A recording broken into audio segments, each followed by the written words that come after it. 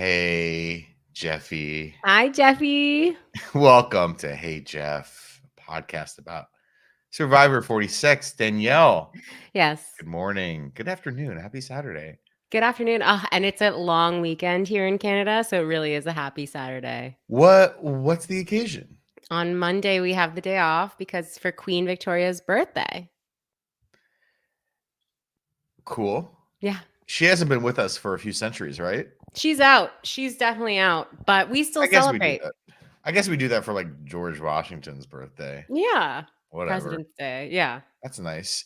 Do you have Memorial Day next weekend, or is this your the No, Canadian yeah. government being like, yeah, we need We a need a 3-day Monday. weekend, Yeah. or else all of our bankers are going to be upset, and all the American Exactly. bankers have a day off. Exactly. No, we don't have Memorial Day off, but if you've ever worked at a company with Americans and you're the non-American, you'll know that that's a great day for you too, because they're That's a great usually day. no one's working on that day. So then what Yeah, I is think there I'll really work. left for you to do?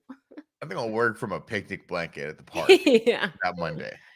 Beautiful BBQs, beautiful. The pool's open. Open the pools. Open the schools. Open the Open the pools. pools. If you're in line for the pools, stay in line. They have to let you swim in the pool. I love swimming in swimming pools. My child is learning how. So I've been I'm swimming every week with her. It's very fun. desperately lacking on that in my life. Mm. I very much consider. We'll talk about Survivor. Yes. I almost considered buying a kiddie pool on Mm-hmm. Amazon.com for myself, just for Yeah. me, an adult man, to sit in by myself I on a fully weekend. endorse. There's pools in Los Yeah, aren't Angeles. there Which, public pools? yeah, there are. You have to pay money for them, but I'm sure I it's don't a know if I'm teeny there. I don't know if fraction. I'm. Yeah, no, it's not that much, but I don't know if I'm there yet. Mentally, I don't know if I'm It's mentally prepared enough to go to a well, you public. can't go alone. What if I'm swimming and doing laps and I have goggles on? Okay, yes. If you're keeping busy, yes. But you can't But I just can't go in go there. the play side. Yeah. You can't Okay. just go and sit in the shade. We've all seen little children. You can't just go and hang out. Okay, I need to talk about something completely unrelated to Survivor, but 1000% related to Little Children, Oh, one of my okay. favorite movies of all time. There was a TikTok on the app TikTok that I Heard of saw, it. and Yeah. it was a scene from early in the movie where Kate Winslet catches her husband, Jang-O. He's having a little bit of a time. Yeah. Self-time, right? And it's the movie's about these two couples who are not sexually content with each other, right? Yeah. Jay Connolly and Patrick Wilson, and Kate Winslet and her husband, who's not played by a celebrity.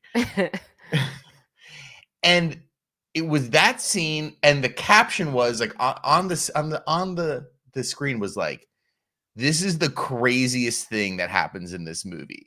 And it's I don't know if anyone's seen Little Children, or the person who made this thing only stopped at 10 minutes into the movie. This is a very early development in the film. Well, it's that's That the is point to get not people to the watch. 15th craziest, most disturbing thing that happens in that movie, which is why I love that movie. This is not Great. Everyone go watch Little Children. Don't blame me. Everyone watch Little you Children. Have psychological issues afterwards. Don't. This is not related to Survivor, and this is not related to Little Children. Good. But I did watch a movie called Red Eye last night, starring Rachel McAdams and Cillian Murphy. And for some reason, we watched all the credits. There is an actor in that movie named Chip Crank. And I just, when you talking about that guy jacking off, I just thought Chip Crank was such a great name. The producer of of Crank, the movie Crank. Yeah, exactly. Jason Statham and Amy Smart was oh wow, I have an idea. Okay. We should now talk about. Yeah, I'm so sorry for everyone who came here. Our viewer numbers were pretty high for the beginning of an episode. Oh. And then they just dropped dramatically because I was talking about Little Children for 5 minutes. Yeah, no one wants to. Anyways, play your idols. Like, I do you think in season 47 or 48, maybe 47 is already in the can and they won't have seen it, but do you think maybe a season or two from now we're going to see a swing in idol playing strategy where everyone's like, I'm not going to be Gem. I'm not going to be Forgot about her. Yeah, who? Big time forgot about her. I'm not going to be Hunter. I'm not going to be Tiffany. I'm not going to be, there was another person. Venus. I'm not going to be Q. Five times. I'm not walking home with an idol in my pocket. Do you think that we are going to see people just like playing their idol the moment they get theirs? Maybe I would. I'm like, I don't know why there was only this time and next week that Q could have played it. So why didn't he just play it tonight? He only had 2 times he could use it. Because he thought he wanted to be guaranteed in the final. Hubris. Like, yeah, everyone's like, well, I'm gonna wait to the end and then guarantee myself into final 4 or final 5. But like, also Q, everyone's been trying to get you out every week for the last his number was up month. Yeah, unfortunately. I mean, what a guy. What a guy. But he was a guy. There was a moment in this episode where, and it's like Brett's lower third on the stream is Q skirt influencer. So there was a moment where like Maria was putting on a Q skirt and Q was just laughing and having the time of his life and like egging her on and clapping. And you got the shot of Q laughing and clapping and then like dead stone face from Charlie. Kenzie, Ben, like everyone else just dead stone face. And I was like, this literally is like a scene from Billy Madison. And Q is Adam Sandler and everyone else is what's his name? Bradley Whitford. Like just, I'm gonna get that guy. Like it was so perfect. It was so beautiful. I was like, this is actually why I love Q. He's completely oblivious. He was just a great character. It's such a dynamic, interesting guy. Like, while I said he was oblivious, he actually did have he had some self-awareness. He was smart. He was savvy. He just, in the end, wasn't the best Survivor player, I guess. But I really am glad he came into my life. I know. I would love, I mean, season 50, we talked about it last week or 2 weeks ago. Just, it's going to be an all returner season. Probably, yeah. I would imagine significantly pulling from seasons 41 through 49. Mm-hmm. Throw him in there. He's great. Yeah. He's great. Yeah, absolutely. So we have a comment from Philip G in the chat. Maria bugs. And then there was also slang. Is that slang? She bugs Gen Z. She bugs me. Yeah. She's serving. I think it's a negative. It's not serving is like a good thing. Well, there's also some chatter in the Discord about like Maria starting to annoy people. All I can say is like, y'all are haters. Actually, this is the hater bot. This week, I was like, even though I don't find her like that like interesting in a way that usually I love, like she's not a little brat. She's not like sassy. She doesn't have like a huge character, really. You know who she reminds me of? You. Tashi Duncan. Oh. Come on. She is such a fucking beast. I mean, how can you not? I understand, sure, if people are like, oh, she wins everything and that's annoying. Sure, I get that for sure. But how can you not at least be a little bit impressed? Like, give this woman her flowers. She's winning in all of these extremely physical competitions against Q, who is like a former whatever. Wasn't he a soccer player or something? No, he was a college football player. He was a college football player. I don't remember. It's possible she was an athlete too, but from all I can tell, she's a parent coach, which doesn't seem like it would be the most physically demanding job. I think she's absolutely amazing. I think she is so impressive. Even though, like I said, I prefer my characters to be more like Carolyn, or Venus. I just think she's incredible. And Joy True in the chat says exactly. Joy True, you got to give us a pronunciation guide. If you're going to comment on our podcast, as much as you do, you got to give us a pronunciation. But she says, exactly. She deserves to win at this point. Love her, hate her. Exactly. Like, people are logging in from Haterville. They're driving in. They got their Population, PhDs. me. Yeah, player hater degrees, talking about how she sucks and she's annoying. Yeah, but she's playing, first of all, she's playing socially really, up until this point, really well. She uses her little boys. She finds, like Tashi Duncan, she finds her little boys, whether it's Charlie or Q, and has them kiss. Yeah, she gets them pit against each other. It's like, it's a 90-minute show. Just show them kissing once. Yeah. And then she at herself is like an insane physical beast. I mean, she's so incredible. So if Maria wins, which is looking like it might happen. Okay, then this is very important too. Philip G brings up in the chat, she's slaying the game, I'll admit it, but her crying over the letter was so lame. Okay, I'm glad you bring that up because that to me, I was like, finally, she's giving us some Liz. Like that's actually like finally she's giving us some caricature. She's giving us a little something that isn't just like, I'm a mom, I'm normal, I'm down to earth. That at least was a little, when she was like, something inside me died today. I was like, okay, finally some drama. I loved that. Danielle. Yes. How does it feel to be so wrong? I wouldn't know. You tell me. Oh, wow. I think the frustration with Maria is that she's so good and that we have a season of characters. USA, characters welcome. You got Liz Wilcox in the game. You got Charlie, for better or worse. You got Ben shredding, dude. You got Q, iconic. You got Venus, iconic. Literally, like, put them on whatever season 50 is. I mean, who could forget Randon? No, but even Banu, like, I think the cast this year had a bunch of characters and more, like, name one person from the last season of Survivor. Name who won the last season of Survivor. I don't even know. It was D. Never mind. Who's D? Yeah, exactly. I don't remember exactly. D. Yeah. The letter? Yeah. I was going to say Carolyn's friend. Jam. Jam. That was 2 or 3 seasons ago. Time. Yeah, D, I don't remember. We have a bunch of, I think the disappointment with Maria, who I don't think is going to win. I think the disappointment with this kind of like Maria steamroll in this portion of the game is that you have Venus, you have Q, you have Kenzie, you have Charlie, you have Liz.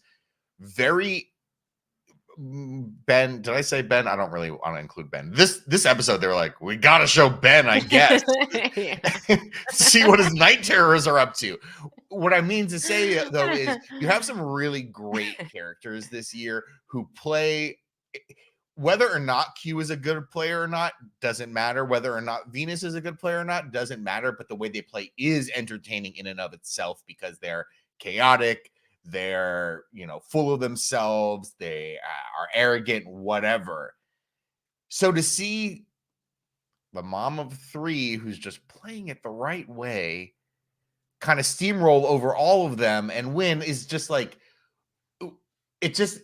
I think people are preemptively disappointed in her winning because they want to remember this season for the season that Q was just crazy the entire time and then won, or the season that Venus, this beautiful young woman who is completely like not aware of herself, was like bitchy to everyone and then won. They want to remember it for that instead of like Maria just kind of being like, I'm the mom, and being I think it would be like a boring winner for how exciting and entertaining the season was. That's kind of how I feel about it. Like, I think there's a chance she's gonna win. I think I hear that. She actually also completely misplayed her hand this week, though. Like, she could easily, if she gets to final 3, she very much has probably the strongest case to win. People might not like, I don't know what the jury is going to think about that, but She went in this week. She went into this tribal council saying, this is the week I'm going to kill Charlie. I'm going to cut ties with Charlie. And she played that hand, and we don't know what's going to happen. But I know the first scene of next week's episode of Survivor is going to be all of them getting back to camp. And Charlie's going to be like, dang, who voted for me? Because I know the 4 people who voted for Q. By process of elimination, that's Q and Maria. He just lost his number one. The strongest player in the game just got outed for trying to and failing to stab her number one in the back. So I don't think this is actually going to really add up for her to win. I think everyone's going to be coming for her in the next 2 Everyone should tribals. be coming for her. You know, who knows what happens in the fire making competition if she makes it there or participates there. So I think we're shaping up to probably someone other than Maria winning, and that's why people are disappointed. But my previous point is why people are a little bit disappointed in like why it seems so inevitable. I guess so. But when I think about, like, first of all, the fact that she took a shot at Charlie, her little protege, her little like buddy, that I loved the scene of them both lying to each other, like they're sitting on the rock. That was and great. They're just both lying through their teeth. I just loved it. That was like beautiful to watch. But like, I think her taking the shot at Charlie makes her so fun, makes her so interesting. Like, that was a big shot. So when people are like, oh, she's boring, well, she's winning all these comps. She's a comp beast. She's not afraid to stab her best friend in the back, lie to his face. Like, I feel like if it comes down to Maria versus Charlie, I 100% think Maria is a more satisfying winner. Like, why would Charlie be getting Charlie? Why is because he's young, cute boy? Is that why we like him more than we like Maria? Because that feels wrong to me. I would root more for Maria. Sorry. Not sorry. I can't say, I can't put my finger on what it is. Right? Because like Charlie's not a big, interesting character. Why? Because he talks about Taylor Swift. So what? She's more interesting than him. She made them play rock, paper, scissors. I very much think we are, like, you know, one of the questions in the Discord, we'll talk about it at some point. Like, maybe we'll talk about it now. Like, one of the questions in the Discord is, who's going to win? What are your predictions? I think Charlie's going to win. I think the edit is really playing towards a Charlie win. We are learning so much about him and his strategizing, even in his minor failures and trip ups.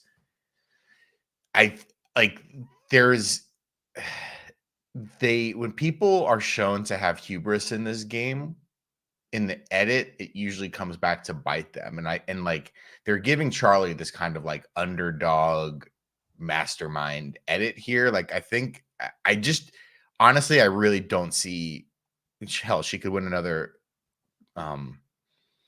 immunity, but like if she does, how many immunities is she gonna win in a row? Like, I think everyone here is, other than Liz, like a relatively good competitor. Hell, we just saw Ben almost won immunity the other day. Like, he was really, really close. Or the reward. I forget which one, but like I think she is like probably one of the strongest bets to be the first person evicted, banished, whatever, sent home in next week's episode, where 2 people are going to go, where, you know, there's going to be a regular tribal and then there's going to be a fire making tribal. Yeah.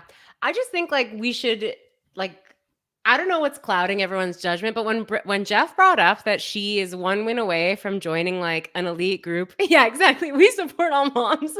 My bias is showing. All right, but Jeff said she's gonna join an elite group of women who have won that number of comps, but in like an even shorter period of time. I'm just saying, when you see Maria going head to head with Q and Charlie, and Maria is like leaving them in the dust and they cannot catch up, and then they get to the puzzle and they really can't catch up, I just think that's incredible. And the fact that she is also a mastermind. If it comes down to Charlie versus Maria, you know who I don't think it's going to come down to Charlie versus Maria. I think Charlie and Maria have set them up. I think they have set themselves up where one of them is like literally not making it past the next tribal. Yeah. There's no reason for Ben, Kenzie, and Liz to vote out anyone other than Charlie or Maria. I didn't even like her that much before. That's the voting block, is the other 3 people. is the three people who aren't Charlie and Maria. Liz had some amusing moments this episode. Queen. Updating everyone. What's going on with her body. Yeah. I guess that was 5 it. pounds. She lost 5 pounds. She's really funny. There's that. I have 2 things that I wanted to bring up about Jeff with you, Brett. Okay. The first was the reward challenge was for Chinese takeout. I had some thoughts. And Jeff didn't even say chicken chow mein. Like, he didn't say anything. No, he didn't say anything. Build it up at all. Beef and broccoli. Like, why didn't he say any scallion pancakes? And then he said the classic white boxes are going to be there. I care. Yeah. I care. The classic white boxes were not there. These were these boxes were new inventions. They also said the sanctuary on them. You need the classic cube shaped boxes with the fold out top. These were rectangular in shape. These were recent inventions. Yeah. I did not like that. Yes, absolutely. We did not get a list of the menu. Crispy fortune cookies. I think listen, Chinese takeout is also it's interesting. He said Chinese takeout. Which implies that it was from a restaurant. Right. On the island. It can't just be they just got Chinese food. It was just Chinese food. That implies that there's a restaurant with within walking distance of the camp. Yeah, that they got it from the restaurant. Yeah. And this wasn't that because it's Steven makes the pizza. He brings his pizza stone from Los Angeles to Fiji every few weeks or whatever. So that was interesting. If anything, the Applebee's was more takeout than the Chinese. Yeah, agreed. And they didn't show us any shots of the, General Tso's chicken. They didn't show us anything of the Chinese food. I was a little disappointed in that. Thought it was Dani, what is your Chinese takeout order? Scallion pancakes. Wow. Obviously. I'll always do some type of noodle with veggie. Mm-hmm. Let's say lo mein with veggies. Yeah. And then I like a spicy beef and broccoli. Ginger chicken. It's always good. Great. And then plain rice, and fortune cookies. That's it. What about you? I don't fuck with the plain rice. Well, you need something to sop up all the you need a very saucy dish to soak over it. No, something similar like a chicken, probably like a chicken or a pork lo mein, something like that, and then whatever then a beef and broccoli, garlic chicken, like a spicy garlic chicken or something like that. Yeah, I am a sucker for egg rolls. You give me an egg roll. Oh yes, of course. New York egg roll the size of your fist. That is probably one of my 3 favorite foods. Yeah, you got to get those too. So good. Okay, another thing that Jeff said that I have to discuss with you. Yes. At Tribal, I'm guessing you wrote this down too, but let's see. Jeff said, I watch a lot of police interrogation videos. Yeah, I wrote that down. I wrote that down. Yeah, I don't even remember what they were talking about. But Jeff just voluntarily is like, I watch a lot of police interrogation videos. And I have so many follow-up. I really was not able to let that slide. First of all, why are you watching those? Is this man on one of these, algorithmically streaming vertical video apps? I get served you get served a lot of interrogation videos on there, or people, the police body cam of someone, a drunk person getting pulled over, and the the 12-minute like DUI thing of them being Right. like, oh, I'm not drunk. Don't you know who I am? My dad's the mayor of Right. Kissimmee, St. Cloud, Florida. Does he just watch those? Is he like, Like, is that or what he does watches he to think of relax? this?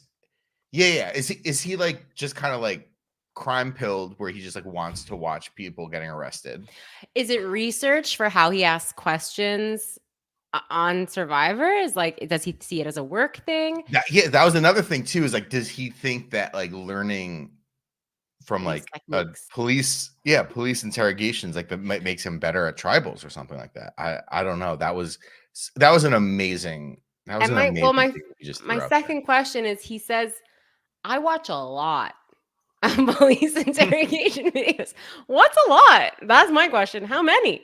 How often? He watches 20 minutes of them per night? Like, what?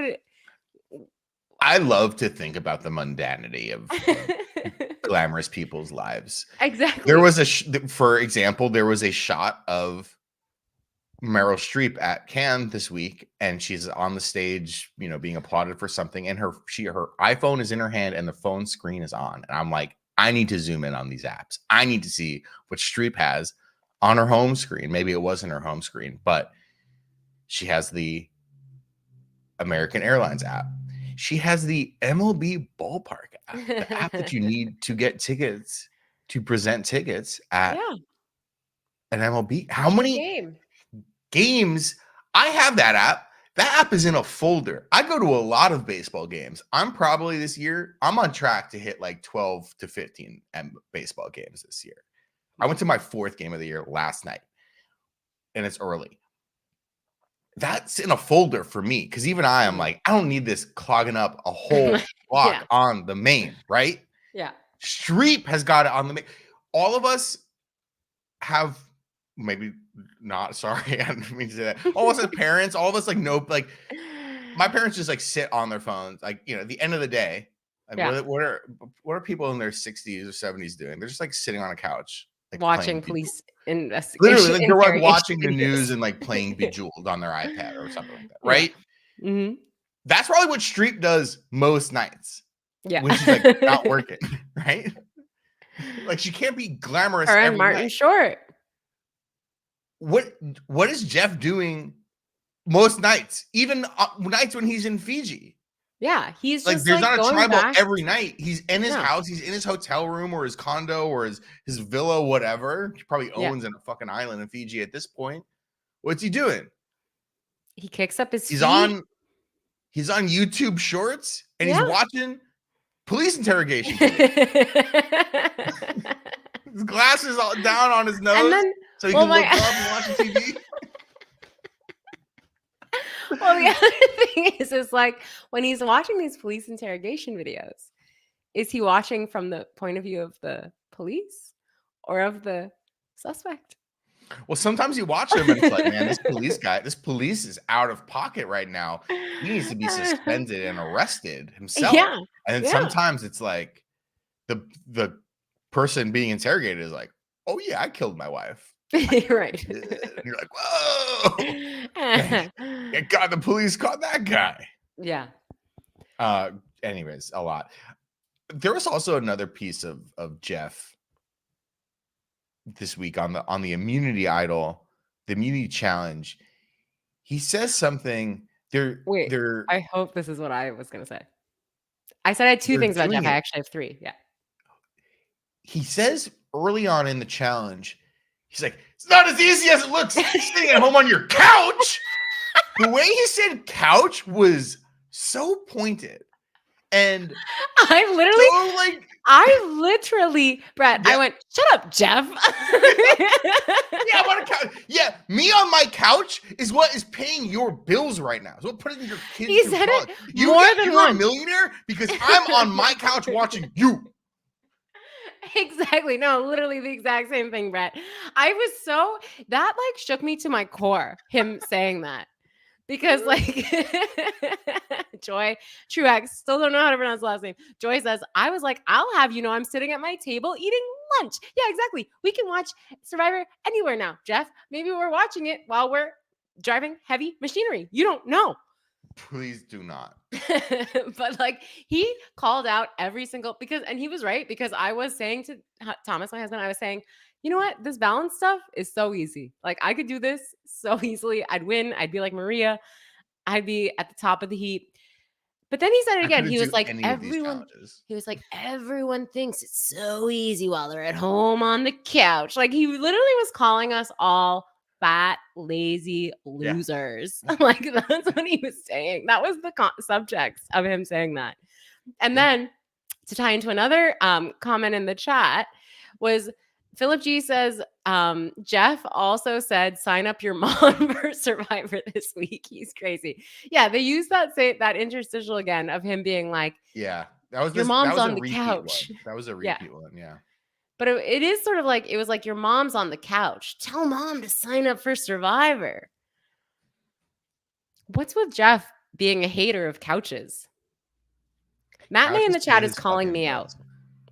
He's calling me out saying that he wants to see me do a balance. I'm just saying I would gladly stand on one leg for an hour easily on a very narrow piece of wood. Again, I couldn't do a single one of these challenges. Like well-fed, like stretched out, you know, I just couldn't. And these people like haven't eaten in days. That's what also made me laugh about Q losing. I went to the gym once and I didn't eat breakfast and I passed out. That's not good. Yeah. So Jeff really called us all out this week. A lot going on in Jeff's world this week. Yeah. Anything else on Survivor? We talked about really the most important things. We talked about the Chinese food. We talked about interrogation videos. I think that's it for me. Yeah, it was a good episode. I liked it, and it really put me strongly in the Maria camp, obviously. So I'm good for it. Wow. Yeah, I mean that's the craziest development is that you're zagging when everyone else is like. It's not that we don't like Maria. It's just like she's kind of. I think she's not that interesting, and then like the most we get from her is like she misses her kids. You know what? I will say I'll continue talking about Survivor. Okay. Because Jeff called this out. I think the other contestants called this out too. Like when they got the letters from home. Mm-hmm. He's like, people at home, they don't realize how hard it is. Like, because you at home, you're like, oh, it's 26 days. What's another 2 days without hearing from your family? We're like, we're literally at the end here. I could handle it. Not that I don't love my family. I can handle it. I wouldn't break down like Maria. I wouldn't. I'm also not a parent. Yeah, I was like, actually, this would probably be hard. I don't know if I'd break down like that, but I probably would cry upon receiving the letters. But like I'd be able to be strong through like, okay, I can wait. I can wait for I'm a very patient person. You know, like the trick that the experiment they do on the kids, the marshmallow test, exactly, where it's like, we're gonna give you 2 marshmallows if you don't eat this one, and then all the kids are like yeah, before I had my child, I probably would have been able to go 3 months without talking to a single soul, and I would have been fine. Oh my God. But now I'm like, it'd be hard. A couple days is hard for sure. So I feel them. I feel them all. They were all emotional. I really couldn't tell you. Oh yeah, Kenzie moved her wedding for Survivor. Did you know that? Yeah, she talked about it. I mean, I didn't know that in advance. I found out Kenzie was. It's like I'm watching this. I've been watching this entire season. I'm not snooping on. Like I don't want to follow people online. I want to see what they're doing on social. I'm like, Kenzie. But I wonder how big the wedding was. Kenzie's a little bit Brady's type, you know. She's cutie for sure. Cutie. Prom queen. Very sweet. Very sweet. Very nice. Very smart. And I'm like Matt Berry in Toast of London. For a second, she's like, "Oh, and I moved my wedding with my fiance." It's like, "Fuck Kenzie, whatever, fuck you." She sucks. There is a cut article this week, as there are many weeks, There's a cut article about women who are going broke being bridesmaids. It's expensive. It's It's expensive. it's expensive out there. I People was keep a having gr I was a destination weddings. Oh my god, I've been a groomsman a few times. It's like it's like work. It's Yeah. especially as a groomsman, like, I end up having to do physical labor. I had to spend See? an entire, like, granted, I had the ability to do this at the time, but I had I had to go up to, like, it was a location wedding in that it was, like, rural, and I Mhm. and I had to go to the location, like, a week in advance and help build the damn fucking thing, and, like Chapel? yeah, like, well, Yeah. yeah, and, like, get covered in dust and, like, have to Mhm. wear a, like, respirator to do, like, machine Wow. labor and stuff. Wow. They trusted you with that? I don't know why. You were there. I had to do, Brett, like, a hold bunch of this. physical labor and stuff, Yeah. and it's like, okay, that's time. I understand that, and on the women's side, like, that's crazy as well, like, they literally made a movie about how psycho it is that, like, one person's rich friend gets to just decide, "Yeah, I think we should throw this kind of party, and you all have to wear it. You all have to buy this dress, and if you disagree with it, you're socially ostracized." Well, what's so There is crazy to this me all these unspoken rules on the women's side where it's like, yeah, it sucks. Have less bef friends, I think is the but answer. before my friends were at, like, getting married age, and honestly, I have never had a rough time because, like, I was never a bridesmaid.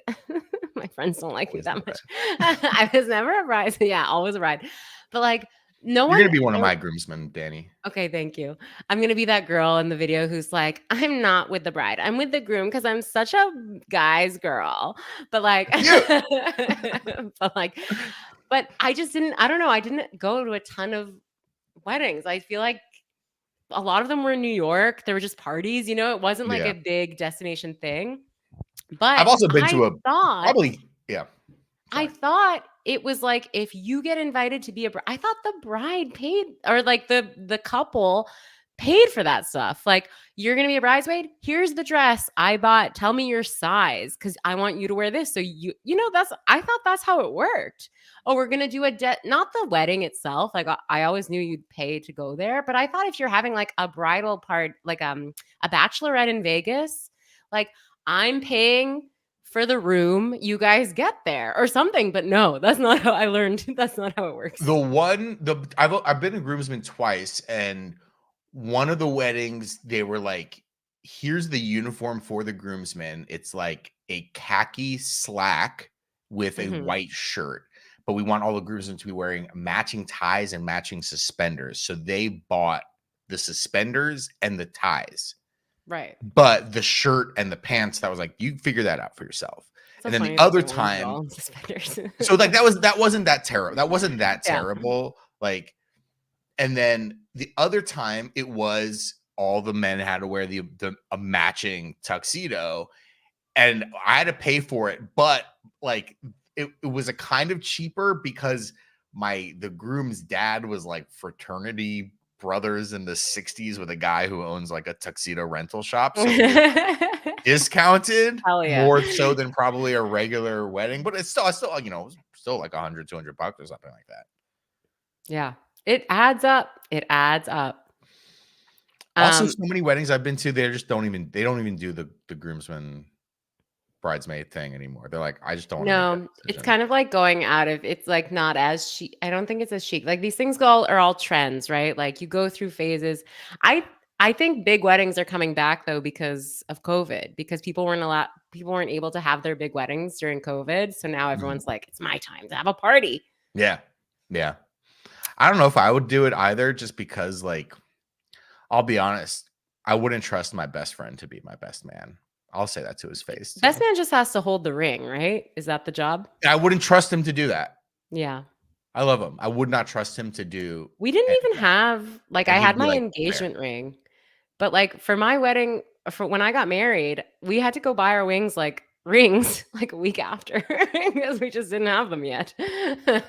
Well, you just go to we went to City Hall, it was a simple thing for us. But all right. What else did you watch this week, Brett? I completed a pretty good show. I really liked it. I completed Shogun on Hulu, People love which this show. which ended maybe 2 or 3 weeks ago. I was a little bit slower on my watch of it. I watched the first few episodes and I kind of just like it wasn't that I wasn't feeling it. I listen, it is a show that is 95% subtitled. So it's like Mhm. it's a reading chore. It is a phone in the other room show for sure. Yeah. And I kind of was like, I don't know, I just wasn't like latched into it. And then I was like, man, everyone really loves the show. Let me watch more of it. And then I was like, yeah, the show's really good. And I finished the rest of it in about a week or so. Loved it. Loved it. I mean, it wasn't the best thing I've ever seen. I'm not gonna be raving about it for years. I'm still like pondering the finale to it. It's interesting because it seems relatively listen, it's based off of a novel, Mhm. as well as a novel that was made into a miniseries in, I believe, 1980 or around then. Uh, so it seemed to me like a relatively single piece of filmmaking. Um, there's possibly going to be a season. So like I kind of watched this assuming that the end was going to be the end. And it feels like an ending, but like there might be a season 2 because it did very well and was very popular. A lot of people liked it. Um, I watched the first episode, yeah. and Yeah. What did you think? my thing was, I'm watching the first episode the whole time. I don't have an issue with subtitles. I don't have an issue with like something based on a book I haven't read. My issue was I'm watching this thing and I'm thinking, where are my girls at? Where are my girls at? And they don't show up till the very last scene. The very last scene, finally, Danielle. we meet an interesting girl, and I'm like, ooh, where's she been this whole freaking episode? It wasn't enough. I was like, I don't need to watch the second episode. Why? For them to make me wait another hour to meet this girl? No, Danielle, thank you. the star of this show is Mariko Sama. This woman is incredible actress. She's great. And there's And the some scene I other saw, there are some like other supporting actresses who aren't like she's like one of the 3 leads of the show, right? And there's some other actresses on this show who are fucking incredible. And also like they only speak in Japanese. You're like, oh my God, like the characterizations of like there's this kind of subplot a little bit later on with like uh whorehouse for lack of a better term with all these courtesans and stuff, and there's like yeah. the old kind of matron who like runs it, who is like an old prostitute herself, but this woman is incredible actress. Oh my God. But the main woman who plays the main kind of interpreter, so much of what's really interesting about the show is there's only one. Well, there's a few very tertiary kind of like European characters, but like Hmm. there's one main character who's kind of your POV character, but he's still not like the main character of the show, who is an English Priest? seaman who has Oh, been the kind of sea guy, yeah. captured and Who he was also I thought he was really hard to, like, understand because he that looked yeah. different in every scene. Every scene I was like, "Who's this guy now?" But it's One the of the same guy. complaints about one of the complaints about the show when I get it is like he might be the worst actor on the show, and he's also the only person who He speaks always in seems like a English. different person. Yeah, and he's like he has a very interesting affect. Like he's American and he's playing a British guy like in the 1600s, Mhm. and he's doing like Bane voice. It's weird. He's doing like Tom. It is very much an acquired taste, like what this guy is doing, and I don't even know if it's good. That being said, I still enjoyed the show so much, like how weird and kind of like off-putting and bad this guy's performance is. Doesn't it almost like adds to the charm of the show because it's like he is so alien and much of the show is like his perspective of like he's a guy in the 1600s, never been to Japan, doesn't know what Japanese culture is like, and he's Right. thrust into this palace intrigue story of these 5 kind of leaders of the Japanese government or something like that, where the emperor has died, and his son, the setup is the emperor has died, and or some title like that, and his son is like 8. His heir is too young to actually assume power. So these 5 like leaders of the Congress or Senate or whatever the hell they're called, they're all vying for power until the young child becomes emperor again. And the main one that we follow, the other 4 don't like him, and they're going to basically assassinate and behead his ass because they're like, this guy sucks. We don't like him, but we like him because he's an underdog, and and then this English sailor somehow gets wrapped up in it, and the Lord Toranaga, the one who the guy who we like, he's kind of using the English guy to, scheme and do some, political intrigue and military stuff behind the scenes. Lord Toranaga, amazing. And then Lord Toranaga has this, one of his top advisors is this woman, Mariko, who speaks. Also, all the English in this show is Portuguese. So you have to understand, whenever they're speaking English in the show, they're actually speaking Portuguese. Anyway, she understands Portuguese.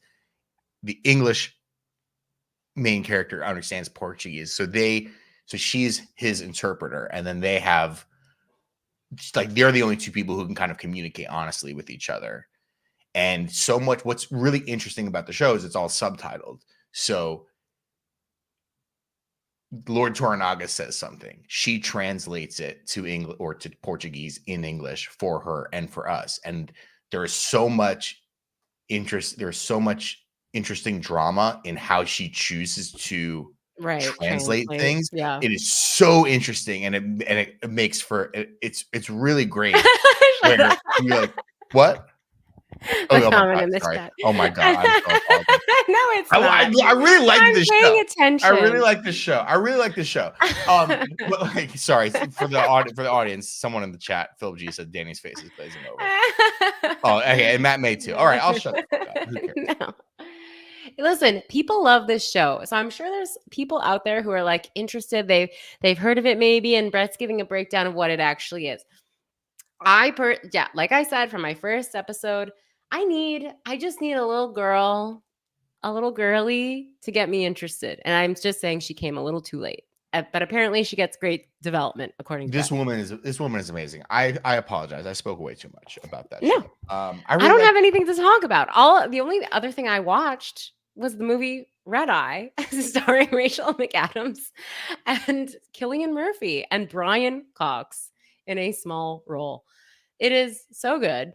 Do people remember this movie? It's like them on a plane. Yeah, no, it's Wes Craven directed this movie. Yeah, no, I remember when it came out. A great little movie. It's the type of movie that used to like play on TV all the time, when people watch TV. Oh yeah, no, and it's like, I think the movie's like 95 minutes or something. It's tight. Like, it's tight. Really tight. And they definitely were like, Wes, you know what we love? We love when you have like a killer and a girl in a house, a beautiful house, and they're chasing each other. And it's like, film that. They're on a plane. Yeah, it's so good. Well, then they get to a house. They do go to a house. Spoiler alert.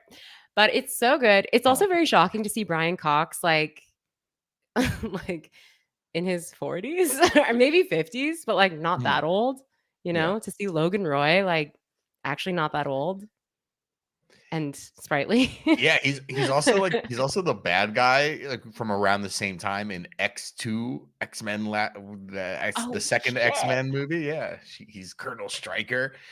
Wow, Colonel Stryker. Yeah, striking up and Striking down while it's hot. Yeah, I mean, I'm kind of doing like a subtle rewatch of Succession, just like let's throw it on. Yeah, he's so good in it. But yeah, like it's gonna be really interesting. Sorry to go to Succession land, but like to see what all these actors do, because it is so iconic. It's like a little bit of like Mad Men disease too, where like this show is so good and like. Cool, John Hamm, you can do The Town. You can like guest on 30 Rock all you want, but like John Hamm, other than Fargo season 5, John Hamm really hasn't found the thing. He's in everything though. He's constantly in I know he's constantly working. Yeah. He's Don. But it's like so much of what John Hamm does is like Isn't it funny that the super hot astronaut looking guy who's tortured on Morning the inside show. from Mad Morning Men is show. like, Yeah. is like farting around with Kristen Wiig or He's farting around with working. Liz Lemon. He's working. He's really working.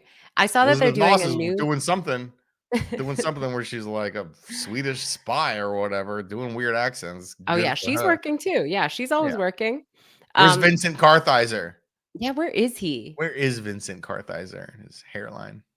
Yeah, the other ones are sort of like, I guess they're figuring things out. Christina Hendricks, Trudy. I know you love Trudy. No. Oh.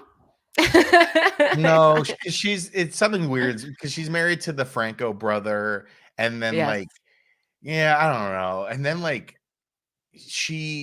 well, this is like so deep in LA. Like I live by this concert venue, and she was like doing a show there or whatever, and it's like a little bit like theater kid. Like stop vying for attention.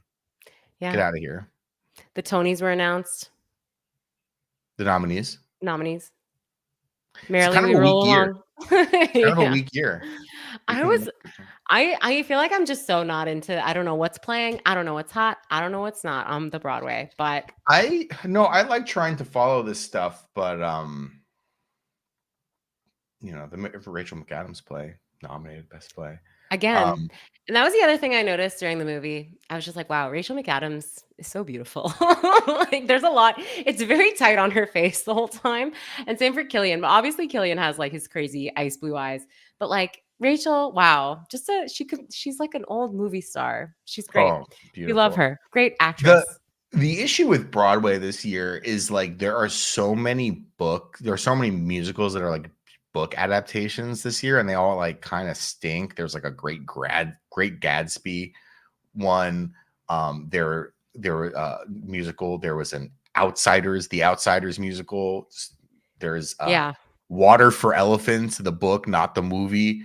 There was The Notebook musical. Oh, there was a bunch of the book, not the movie, but everyone knows the movie. There was just a lot of mid to late 20th century novels that were adapted into musicals this year. Gotta go with that existing IP.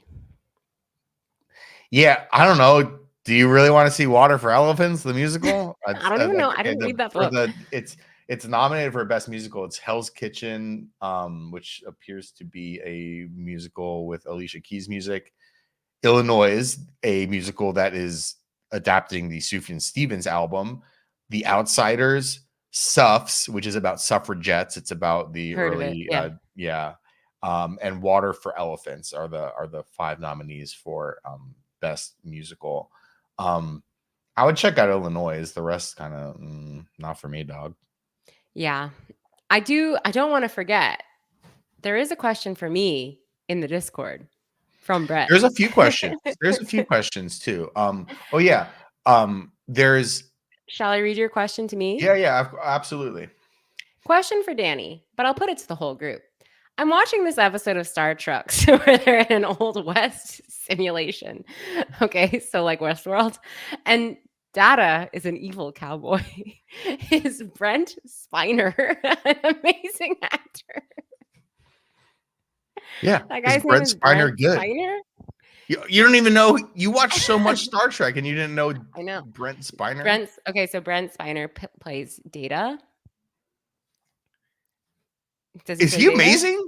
Yeah. I know he's amazing. I already knew he was amazing. You know why? Because I watched a little movie that all Americans know called Independence Day. Yeah. And in Independence Day, he plays a totally different. I didn't realize that was the same guy until a long time later. Look at all the hair he has. Look at his beard. It's great. He's got these glasses. Wow, they put makeup on an actor in the year 1996. But he's so different. So yes, I think he is a great actor. It's just you don't think of Brent it's not Daniel Day-Lewis, Leo DiCaprio, Brent Spiner. And every time Brent Spiner says something, you're like, holy shit, this guy's actually a fucking chameleon. This guy's and plays a robot man. Yeah, maybe you don't think that, Brett. Maybe you don't think that, but maybe others do. I know. I was watching this episode of TNG, and I'm like, the problem is, and it's Data plays like a bunch of characters in this one, and it's like, is this guy a fucking awesome actor? Yeah, he's an Am I artiste. crazy for thinking this? I think the issue is he gets overshadowed by Picard and Captain Horndog. So it's just like Captain Horndog. So he probably knew at the time too. He was like, ugh, I'm stuck playing a robot and I have so much inside me to give. He probably talked to the writers. He was like, can you put us in an Old West simulation so that I can play a cowboy? But he's like an evil cowboy. Wow, no. Philip G in the chat says Star Trucks is better than Molly's Game. That's not true. Correct. That's correct. There was another question from earlier in the episode. Skarkle, have you been watching the new season of Hacks? I'm not. So I don't watch Hacks. I did watch the first episode, and I am of the new season or the show of the series of the first itself? Of the show itself. And I think it's good. I think it's a good show. I don't know. I haven't kept up with it. I watched the full first season and I liked it. I didn't love it. And then I started watching the second season, and I was like, I actually don't like this show. I don't think not for you. Like, I struggle with comedies, and it just by the second season, it really wasn't working for me. Good for everybody involved. Good for totally. I'm happy it's got an audience that people love. Yeah. Yeah, I guess so, but yeah.